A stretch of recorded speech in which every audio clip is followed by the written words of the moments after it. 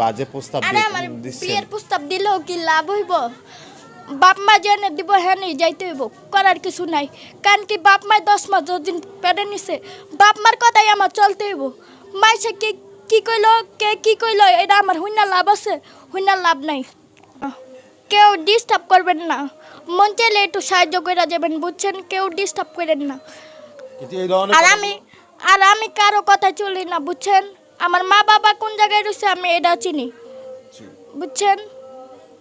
তোমাকে কারা বিয়ের প্রস্তাব বেশি দিচ্ছে একটু বলো তো আমরা শুনি। এই যারা সৌদি আরব থাকে না, হেরা বেশি বেশি বিয়ের প্রস্তাব দিচ্ছে। হ্যাঁ। আর কি কি বলতেছে একটু বলো তো। মানে কইতাছে, কয় আমরা যদি তোমার বিয়ে করি তাহলে তুমি অনেক ভালো থাকবা। ওদিনকা ফোন দিছিল আম্মুরে, আবার বলি নাই। আম্মু যে মারবো এর লেগা বলি নাই। হ্যাঁ, তা কি বলছে ফোনে, কি বলছে? কইতাছে ওই যে বিয়ার কথা কইতাছে। তোমাকে বিয়ে করবে?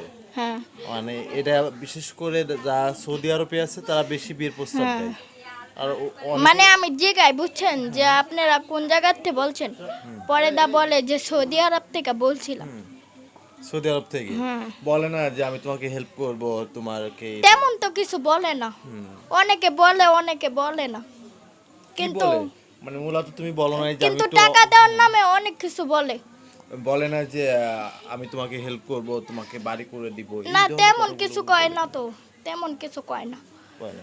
খালি ফোন দিয়ে কি বলে যে আমি তোমাকে বিয়ে করব, তোমার পরিবারে যারা আছে সবাইকে দেখাশোনা করব, হ্যাঁ এই কথা বলে। হ্যাঁ। তা তুমি কি বলো তখন? আমি কি কমু, যার মাইয়া হ্যাঁ যদি দেয়। শুনেন, নিজে নিজে বিয়া বওয়া আর বাপ মায় বিয়া দেওয়া বেশ কম আছে, বুঝছেন? অবশ্যই। এখন তুমি সেক্ষেত্রে যেহেতু অনেকেই তোমার সাথে যোগাযোগ করতে চায় বা অনেকে তোমার সাথে যোগাযোগ করে, ঠিক আছে? যদি কোনো প্রবাসী ভাইয়েরা তোমার সাথে যোগাযোগ করে বা বিয়ের প্রস্তাব দিয়ে থাকে, আসলে তাদেরকে তুমি কি বলবা? কি বলবা? আমি কি শিখাই দেবো নাকি তুমি বলবা? আমি তো বলতে পারি না। আম্মু কি বলে? তোমার আম্মু কি বলে? আম্মু এখন তো বয়স 14 বছর, এখন তো কিছু করা যাবে না। আর একটা কথা আমি তোমাকে শিখাই দিই, হ্যাঁ? বলবা দেখো আমি তো খুবই ছোট, আমার বয়স কম। আর আমি বলি তো যে ভাইয়া আমাকে নিলেও আমি হাঁটতে পারি না, শুধু শুধু আমার নিয়ে লাভ নেই। কয় কি কয়, লাভ আছে না লস আছে এটা আমি দেখুন, তুমি আমার কাছে আইবা। অনেকে কিন্তু পালায় যাইতে গা কয়। তোমার পালাই যেতে কই? হ্যাঁ। কি কই একটু বলো তো, একটু আমাদেরকে একটু বলো তো। কয় চলো পালায় যাই, তোমার আম্মু যদি রাজি না হয়। এই কথাও বলো তোমাকে? কি কমু, মানে অনেকে বলে। কার মতো কিছু নাই। তখন তুমি কি বলো? কি কমু, যে আমি যে পালাই যাবো, আমি তো দৌড়াইতেই পারি না, তা পালাবো কেমনে বলো না? বইলা দিত। হুম, তো কি বলো তুমি? আমি কি কমু, যার মায়া হ্যাঁ যদি কিছু না কয় আমার কর কিছু। তা তুমি বলো না যে ভাই পারলে আমাকে একটু হেল্প করেন, বিয়ের হ্যাঁ প্রস্তাব বলি দিন তো, আমাকে। যে ভাইয়া কালকে ফোন দিয়েছিল না, যে ভাইয়া আমাকে শুধু শুধু এমন কথা বললেন না, পারলে আপনারা কিছু সাহায্য করেন। এমনি আমি কইয়া দিই, পরে দা কইয়া বলকে ফালাই দিছি নাম্বার, যে নাম্বারে ফোন দিছিল না ওই নাম্বারটা। এটা কি বাংলাদেশ থেকে ফোন দিয়েছিল নাকি না বাইরে থেকে? সৌদি আরব থেকে আমি জিজ্ঞাসি, মানে আপনার ফোন দিছে, ফোন দিয়া আমারে কইতাছে, কয় আপু তোমার কি বিকাশ নাম্বার আছে? পরে দাম কইছি হ্যাঁ আছে, ওই যে আমার মামারটা দিয়ে দিতাম।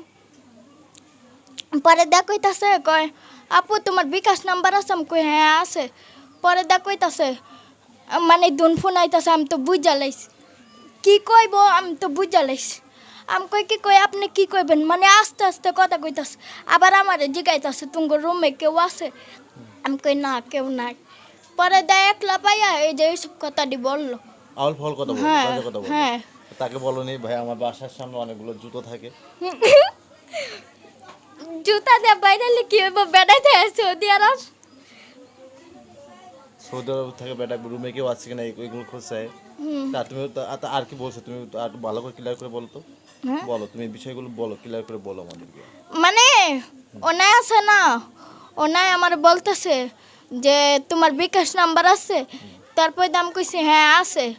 তারপর দা কইতাছে কি তোমার বিকাশ নাম্বারটা দাও, আমি তোমাকে কিছু টাকা দিব। আর না ভাইয়া আস্তে আস্তে কথা কয়, বেড়া মানুষকে জুতে জুতে কথা কইব, আস্তে আস্তে কথা কয়। আমার বাসা মানুষ শুনলে খারাপ দেওয়া যায় না, আবার আমার মার কাছে কইব না, এর লাগে আমি একটা জারি দিয়া বলকে ফালাই দিস। তো দর্শক আসলে আয়শাকে আপনারা অনেকে ভালোবাসেন। আমি একটা ভিডিওতে আমি কিন্তু আয়শার একটা কন্ট্যাক্ট নাম্বার দিয়ে থাকি, আর সেখানে কিন্তু অনেকেই কিন্তু আয়শার সাথে যোগাযোগ করে থাকেন। আর অনেক প্রবাসী ভাইয়েরা আছে থাকবে, আশাকে ফোন দিয়ে বিরক্ত করবেন না। আর দেখেন আপনাদের রুচিবোধ কোথায় নেমে গেছেন। ছোট্ট একটা মেয়েকে আপনারা বিয়ের প্রস্তাব দেন, অনেক ধরনের বাজে প্রস্তাব আরে আমার দিচ্ছেন। বিয়ের প্রস্তাব দিলেও কি লাভ হইব?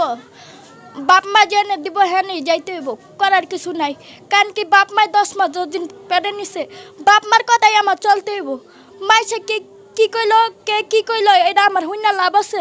হুইনা লাভ নাই। আর যাই হোক, আপনারা আয়শাকে ফোন করে যদি পারেন তাকে হেল্প করবেন, যদি পারেন তার পাশে দাঁড়াবেন, কিন্তু কখনো আয়শাকে বিশেষ করে বিয়ের প্রস্তাব বা আজে বাজে কোনো কথা বিশেষ করে আয়শাকে বলবেন না। আয়শাকে সবাই বোনের চোখে দেখবেন, কারণ আয়শা খুবই ছোট একটা মানুষ। আসলে সে পরিস্থিতির শিকার বলে আজকে কিন্তু আয়শা কিন্তু রাস্তায় নেমেছিলেন, নাকি আয়শা? যে এমন একটা ব্যবস্থা আয়শাকে করে দিবেন যেন আয়শা ওই রাস্তার জীবনে যাতে ফিরে না যেতে হয়, নাকি আয়শা? এমন একটা কাজ আপনারা আয়শাকে করে দিবেন, আপনাদের কাছে আমার অনুরোধ রইল।